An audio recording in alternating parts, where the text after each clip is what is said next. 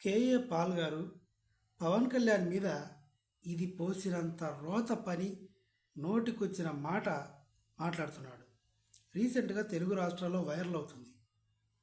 నీకు సినిమా లేకపోతే చెప్పు, స్పీల్బర్గ్తో నేను సినిమా ఇప్పిస్తా హాలీవుడ్లో.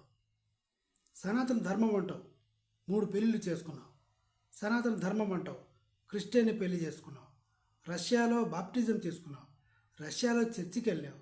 నీ పిల్లలు కూడా క్రిస్టియన్ అని చెప్పావు. నువ్వు ఇంకా మారవా? ఈ పవన్ కళ్యాణ్ గారు మారడు. పిల్లాన్ని క్రిస్టియన్ అని చెప్పి, పిల్లల్ని క్రిస్టియన్గా మారాలని చెప్పి, తాను కూడా క్రిస్టియన్ అని చెప్పి ఈరోజు సనాతన హహ అని ఊగుతున్నాడు. ఊగడం తప్ప దేనికి చేత కాదు, ఊగడం తప్ప ఏమీ రాదు అని మాట్లాడుతున్నాడు. పవన్ కళ్యాణ్ గారి కంటే అర్హత లేదు. 1% కూడా సనాతన ధర్మం గురించి మాట్లాడే అధికారం నీకు లేదు అని మాట్లాడుతున్నారు.